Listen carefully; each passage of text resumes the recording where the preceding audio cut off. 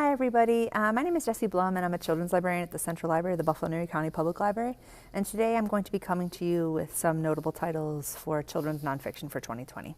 If you have any questions, you can get a hold of me and you can email me at blumj@buffalolib.org. So the first two titles that I wanted to share with you today are about voting just in time for Election Day. V is for Voting is a fun alphabet book. That's a great story about civics and activism. It has some really lovely illustrations, including some famous figures that have been important in different movements throughout the ages. The last two pages include a timeline and some history about the people illustrated throughout the book. So you see it just goes alphabetically, including this one about suffragettes. And at the end, it actually tells you who those characters or those figures in history are. Really nice book here. The second one, similarly, is called I Voted, and it's a cute book about the voting process in a simple and easy to understand way. It includes info and a bibliography at the back about how the voting process works in the United States. What I really like about it is it actually makes voting accessible for children. It talks about maybe you're the only one voting about something, so whether or not you want ice cream or whether or not you want a hug or a kiss. So it's kind of interesting about making your own choices and being able to voice those opinions. At the back, they have some actual information here, like I said, about different states and their voting rules and local governments and things like that. So that's another really good book in that area. Similarly, I really love this book. It's called All the Way to the Top. And it's the story of Jennifer Keelan, who was born in 1981 and was diagnosed with cerebral palsy in 1983. She was interested in activism from a very young age, fighting for her way to attend kindergarten with kids her own age. And she participated in the Capitol Crawl that helped to pass the ADA in 1990. The book, again, is beautifully illustrated, and it talks about her own struggles to be able to attend school and then to participate in different marches and different calls for activism, including the Capitol Crawl right here.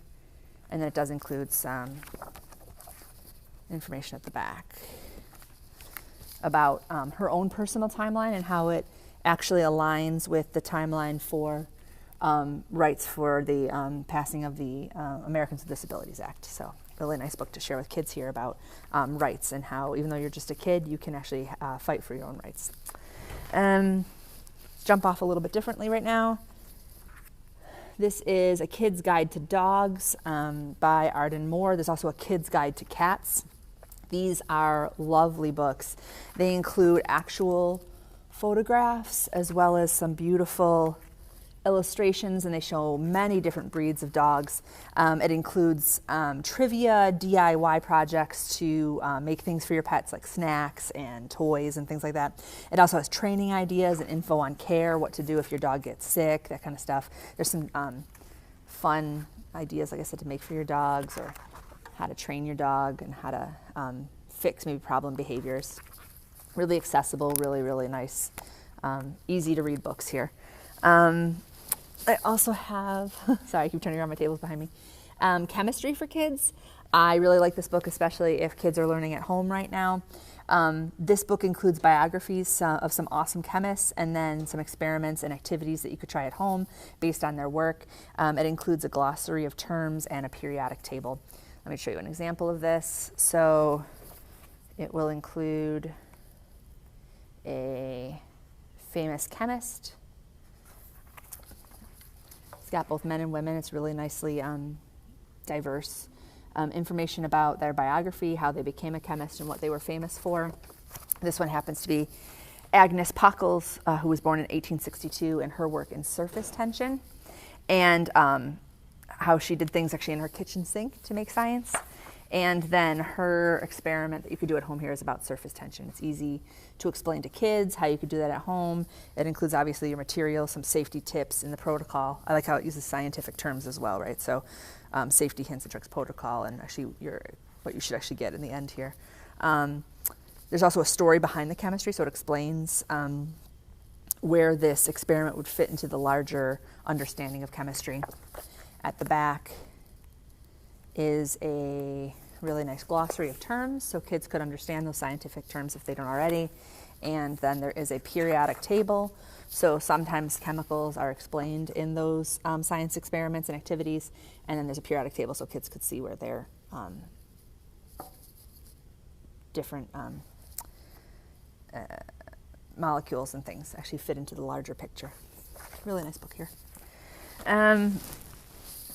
This one's good for actually a little bit younger kids. This is World Cup Women. This is a beautiful book about the 2019 World Cup champion team and how they achieved success. It's a book full of positive messages and about hard work and teamwork. Really, really cute illustrations about how the women on that team started when they were young children and how they became a World Cup phenomenon. At the back of this book, it's really nice. It names all of the women and where they're from.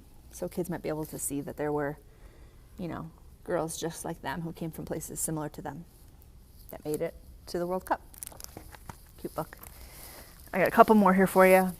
This one, I think my son would actually love this one. It's called The Boy Who Thought Outside the Box. And this is a biography of Ralph Baer. And you might not know who he is, but you definitely have been affected by his works. He is known as the father of video games. So he fled Nazi Germany with his family as a child, and he went on to invent the first television video game known as the Magnavox Odyssey in 1972. And that's where that Pong came from. It was a brown box, and Pong was the first game on it. And if you're not familiar with that, and if you've never played that game, you probably have played Simon.